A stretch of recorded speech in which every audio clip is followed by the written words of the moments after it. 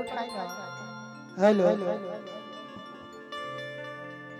ननद पूछत है कि का भइले भौजी सांझे तो बड़ा खुश रहू सबको के खियैलू पियैलू खिया पिया के सुतैलू भोरे तारा मन में ऐसा का बात आ गेल कि तू मुंह लटकैले बाड़े भौजैया कहतिया कैसे घाटा न मना न दो हो घाटा न मना न दो तोहरे करे हरे कि घाटा न मना न दो हो घाटा न मना न दो दुगु तो रतिया चुमा खाती मरले बाचत कनवा न दो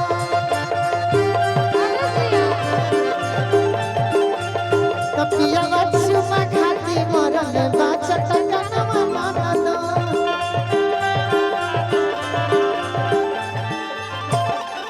घटना मना न दो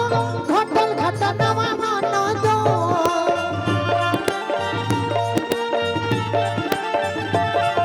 घटना मना न दो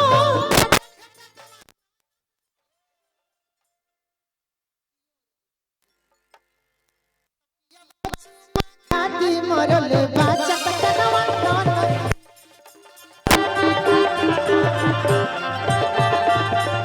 तो पिया चुमा खाती मरल बाचत कनवा न दो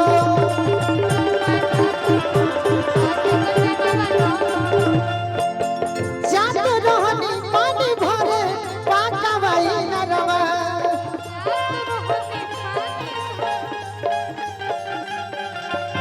जात रहनी पानी भरे पाकावाई लइका एगो बैठल रहे पारवा के तरवा आज बलती डुबैली पलक डुबनी तबे धइली हुए कि भौजी रे हे भौजी रे ऊपर लगा मामा सब काइली हुए कि हम भौजी रे ऊपर लगा मामा सब काइली हुए तो रतिया चुमा खाती मरल चकचनवा न दो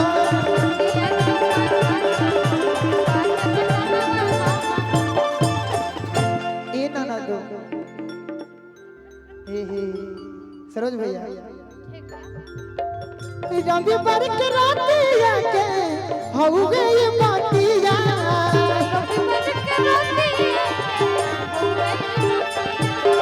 सुततावे लगा भी छक पिया खतिया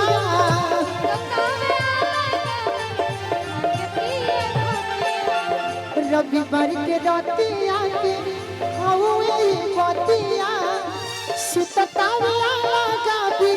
छक पिया खतिया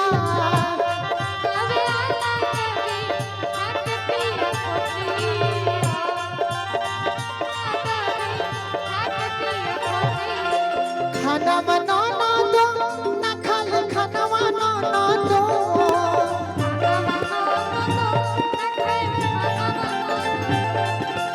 खाना बना ना दो ना खाल खाना बना पियावा चुमा खाती मरले बाचत कनवा ना दो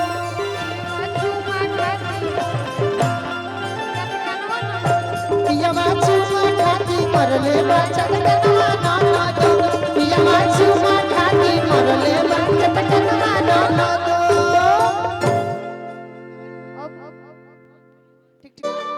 हरे महला टालिया कि तोरा बिना नीक नहीं कि तोरा बिना नीक नहीं लागे रे सवारिया तोरा बिना नीक नहीं लागे रे सवारिया तोरा बिना भरत शर्मा जी गीत गइनी बाकी यही लय पर माता जानकी रो रो के हनुमान जी से अपना दिल के दुखड़ा सुनावत है हर चीज के खोज रोज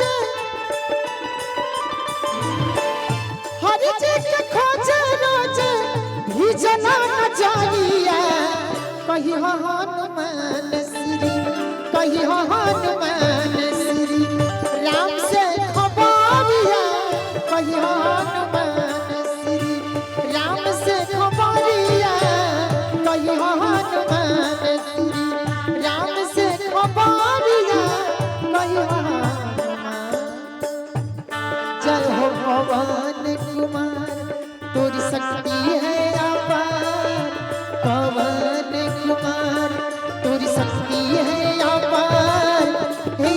बजरंग बली विनती सुनिए हमार हे बजरंग बली विनती सुनिए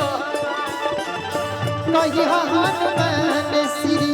राम से खबरिया कही हनुमान श्री राम से खबरिया कही हनुमान।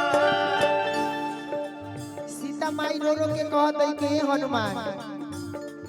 हम तो कोनो गलती ना कइनी कोनो कसूर ना कइनी तब भगवान श्री रामचंद्र जी हमरा से मुंह मोड़ ले काहे कहत अड़ी माई जानकी रो रो के कोमल कलेज वाला भइले कठोर हो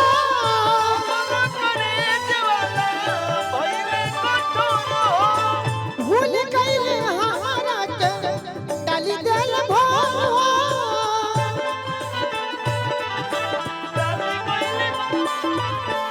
कोमल कलेज वाला भइले कठोर हो भूल गइले हमारा के डाली देल भोर हो माई सीता रो रो के कहत है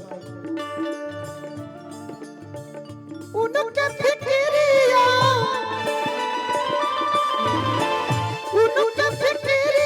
में कलता सजलिया कि कही हनुमान श्री कि कही हनुमान श्री राम से खबरिया कही हनुमान श्री राम से खबरिया कही हनुमान श्री राम से खबरिया कही हनुमान श्री राम से खबरिया कही हनुमान श्री राम से खबरिया कही हनुमान। प्रेम से बोल दीजिए बजरंग बली की।